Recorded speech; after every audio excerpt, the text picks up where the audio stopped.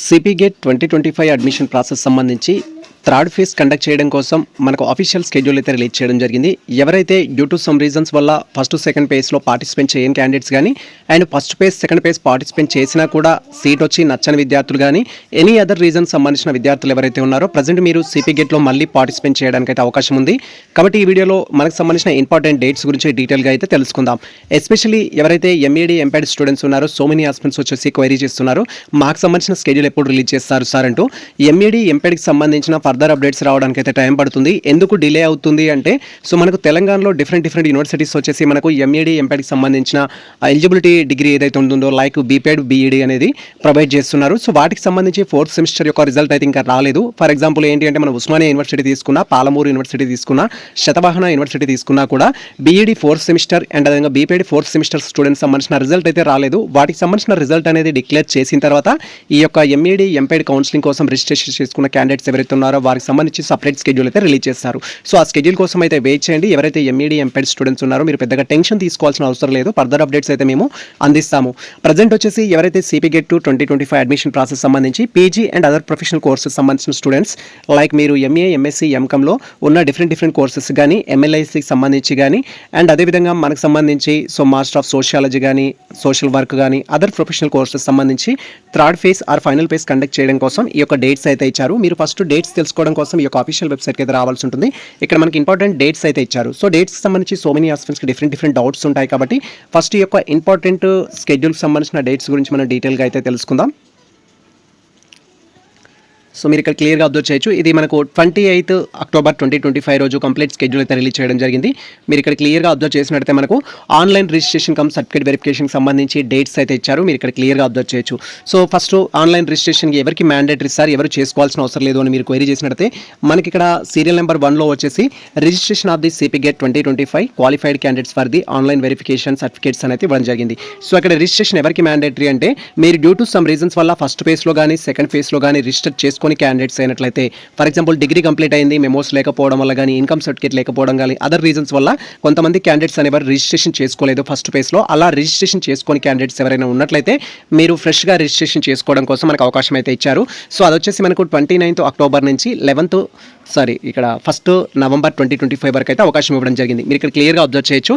So 29th 30, 31st and 1st ఇలా టోటల్గా 4 days అయితే అవకాశం ఇచ్చారు. మనకు 29th అక్టోబర్ నుంచి 1st నవంబర్ వరకు మీరు కనుక గతంలో ఆన్లైన్ రిజిస్ట్రేషన్ చేసుకొని క్యాండిడేట్స్ అయినట్లయితే యాజ్ ఎర్లీ యాజ్ పాసిబుల్ మీకు సంబంధించిన రిజిస్ట్రేషన్ అయితే కంప్లీట్ చేసుకోండి. రిజిస్ట్రేషన్ ఏ విధంగా చేసుకోవాలి అనేది ప్రీవియస్లో మేము డీటెయిల్ వీడియో చేయడం జరిగింది. ఆ వీడియో చూస్తూ మీరు ఆన్లైన్లో రిజిస్ట్రేషన్ చేసుకోవాలి. రిజిస్ట్రేషన్ చేసిన తర్వాత పేమెంట్ చేయాలి. పేమెంట్ చేసిన తర్వాత మీ యొక్క ఆల్ డాక్యుమెంట్స్ అనేది అప్లోడ్ చేయాలి. Like SSC memo, inter memo, degree memo and మీకు సంబంధించిన కేటగిరీ సర్టిఫికేట్స్, మీ యొక్క బోనోఫైడ్స్, మీ యొక్క ఇన్కమ్ సర్టిఫికేట్, వాట్ ఎవర్ మీకు ఎలిజిబుల్ ఉన్న డాక్యుమెంట్స్ ఏవైతే ఉంటాయో వాటన్నిటిని మనం స్కాన్ చేసి ఆన్లైన్లో అప్లోడ్ చేయాలి. ఈ ప్రాసెస్ సంబంధించి ఎవరైతే ఫస్ట్ ఫేజ్ సెకండ్ ఫేజ్లో రిజిస్టర్ చేసుకుని క్యాండిడేట్స్ ఉన్నారో వారు ఈ యొక్క రిజిస్ట్రేషన్ అయితే మ్యాండేటరీ. ఆల్రెడీ నేను ఫస్ట్ ఫేజ్లో రిజిస్ట్రేషన్ చేసుకున్నాను సార్, లేదా ఆల్రెడీ నేను సెకండ్ ఫేజ్లో రిజిస్టర్ చేసుకున్నాను, సెకండ్ ఫేజ్లో వెరిఫికేషన్ పెండింగ్లో ఉండే మళ్ళీ నేను రిజిస్ట్రేషన్ చేసుకోవాలని క్వైరీ చేస్తారు. ఆల్రెడీ రిజిస్ట్రేషన్ చేసుకొని డాక్యుమెంట్స్ అప్లోడ్ చేసిన క్యాండిడేట్స్ మీరు మళ్ళీ వెరిఫికేషన్ డాక్యుమెంట్స్ అనేది అప్లోడ్ చేయాల్సిన అవసరం లేదు. బట్ మీరు ఒకసారి మీ డీటెయిల్స్ ద్వారా లాగిన్ అయినట్టయితే రీఅప్లోడ్ యువర్ డాక్యుమెంట్స్ అంటూ ఏమైనా ఉన్నట్లయితే మీరు ఇమెయిల్ సపోర్ట్ ద్వారా, సో ఇమెయిల్ సపోర్ట్ ఏదైతే ఉంటుందో ఇమెయిల్ సపోర్ట్ ద్వారా మీ యొక్క ఆల్ డాక్యుమెంట్స్ అనేది వారికి సెండ్ చేసినట్టయితే వాళ్ళు రీఅప్లోడ్ చేయడం జరుగుతుంది. ఫర్ ఎగ్జాంపుల్ మీ యొక్క అప్లికేషన్ స్టేటస్ తెలుసుకున్నట్టయితే ఇన్కమ్ సంబంధించిన ప్రాబ్లం కానీ, క్యాస్ట్కి సంబంధించిన ప్రాబ్లం కానీ, లేదా మెమోస్ సంబంధించిన ప్రాబ్లం కానీ అప్లికేషన్ స్టేటస్లో వాళ్ళు మనకు మెన్షన్ చేస్తారు.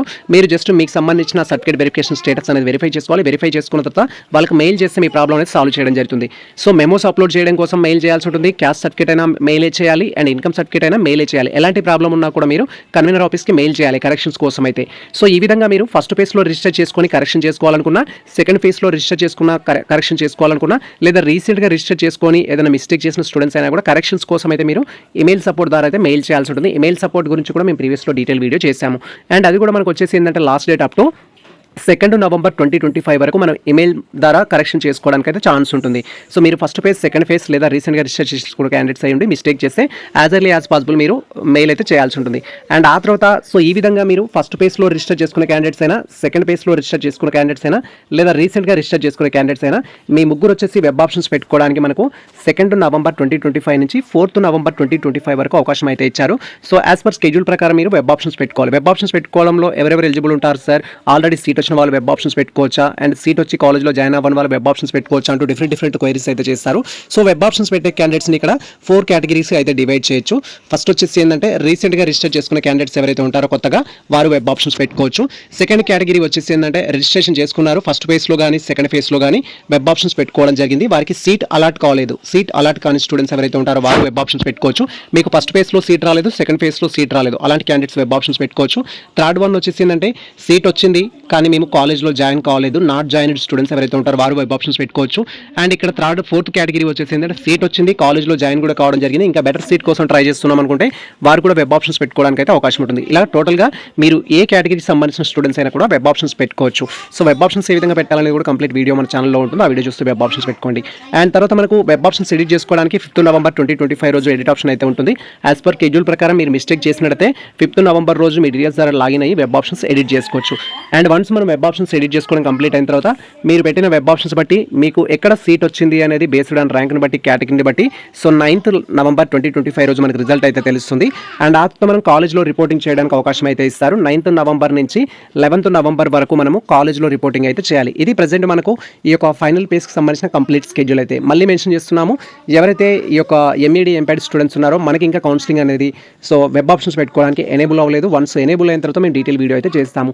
అండ్ అదేవిధంగా ఫస్ట్ ఫేజ్ సెకండ్ ఫేజ్లో ఆన్లైన్ రిజిస్ట్రేషన్ చేసుకున్న క్యాండిడేట్స్ ఎవరైతే ఉంటారో ఎన్సీసీ కేటగిరీకి సంబంధించిన స్టూడెంట్స్, ఎన్సీసీకి సంబంధించిన సీట్ అలాట్మెంట్ రిజల్ట్ కూడా మనకు థర్డ్ ఫేజ్లో అయితే మనకు డిక్లేర్ చేయడం జరుగుతుంది.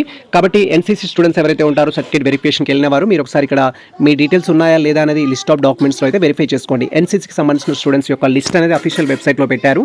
వెరిఫికేషన్కి వెళ్ళిన క్యాండిడేట్స్ యొక్క నేమ్స్ అనేవి ఈ లిస్ట్లో అయితే ఉంటుంది.